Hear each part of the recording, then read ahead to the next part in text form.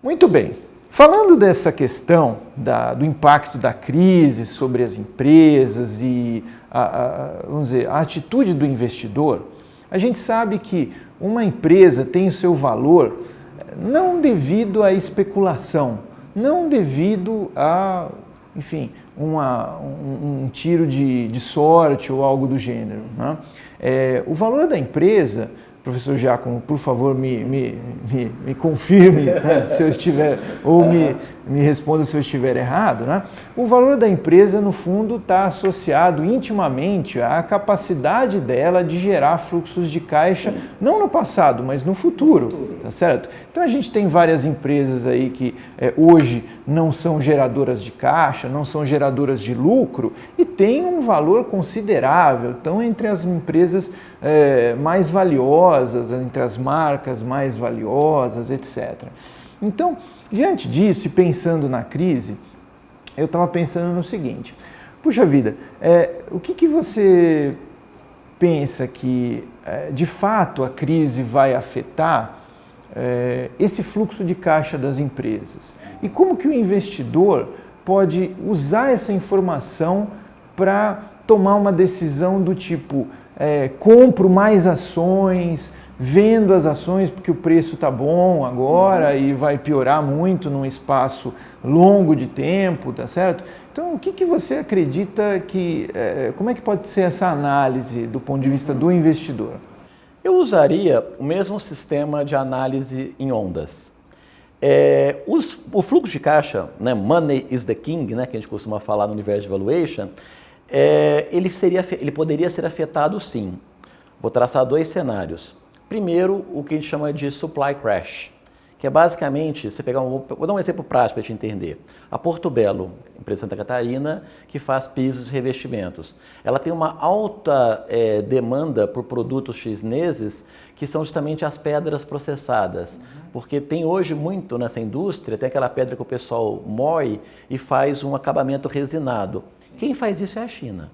Então, por exemplo, se a gente tem uma interrupção na cadeia de suprimento, essa empresa seria efetivamente afetada.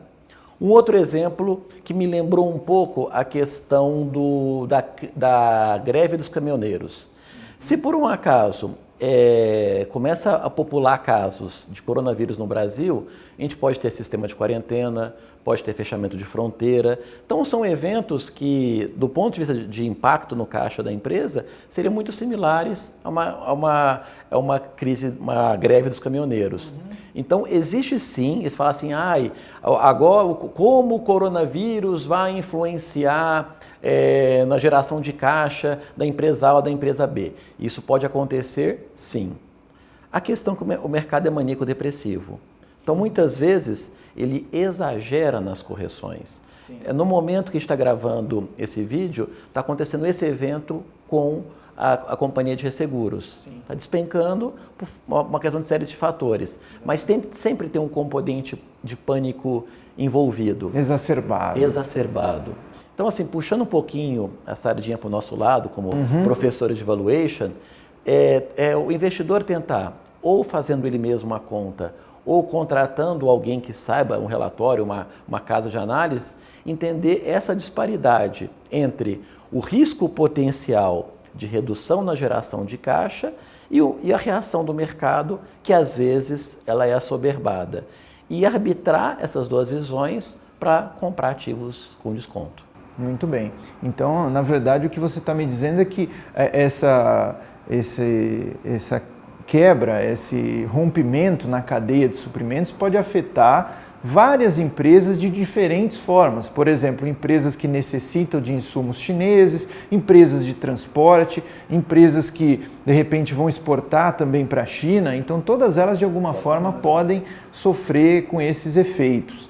Esses impactos são tanto sobre a receita, não é? Uma redução da receita, ou um aumento de custos, ou até a interrupção do suprimento mesmo, né? O que pode impedir a própria atividade da empresa. Tivemos algumas empresas aí no Brasil com a linha de produção parada em função da falta de suprimentos. Vou dar um exemplo dessa colocação.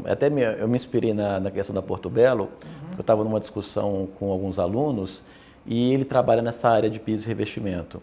Ele falou que ele usa, para preparar a pedra, ele usa lixas específicas. O suprimento da China já está fora do ar. Está tudo parado nos portos, aquela confusão Não inteira. tem mais. Não tem mais até segunda ordem. Se ele vai por um par francês ou por um par italiano, o preço desse insumo sobe em 80%. Então, assim, seria no caso dele especificamente um choque de custos brutal. Se fosse para, apesar de a gente ser do nosso país ter bastante exportadoras, etc. e tal, eu tendo a acreditar que o impacto via custo ainda tende a ser maior que via receita. Se fosse para especular um pouquinho a ideia, né? Legal. Muito bem, então todos esses impactos, naturalmente que o investidor não tem a capacidade de prever esses impactos, até porque a gente não sabe qual vai ser de fato a extensão da disseminação desse vírus no mundo, né, e a capacidade que se tem de combatê-lo. Portanto, a gente não sabe quais vão ser as consequências, né? Mensurar é algo muito difícil, mas ele precisa principalmente perceber quais são as empresas que sofrem mais o impacto, né? E essas empresas naturalmente vão estar mais expostas a essa volatilidade. E vamos pensar o seguinte, como é difícil, a grande questão se fosse fácil, todo mundo saberia fazer a conta e a bolsa praticamente não oscilaria. Então, eu acho aquela história do copo meio cheio e meio vazio. Eu acho que a própria dificuldade de materializar no Excel esses impactos é que eventualmente podem gerar as oportunidades, as distorções. Porque como eu não sei fazer conta, na dúvida eu vendo. A grande maioria dos investidores pensa dessa forma. Esse negócio é muito complicado, não sei se você vai fazer essa conta, na dúvida eu vendo.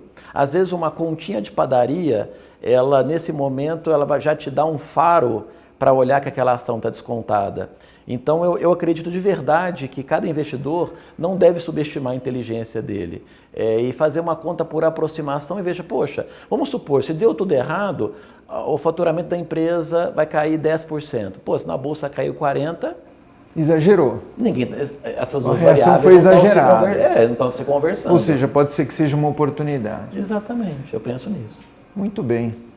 Muito obrigado. Então Prazer. foi uma excelente conversa. Eu agradeço pela sua presença, pelas considerações aí e espero que você utilize bem essas informações para tomar boas decisões. Então, mais uma vez, muito obrigado e até a próxima.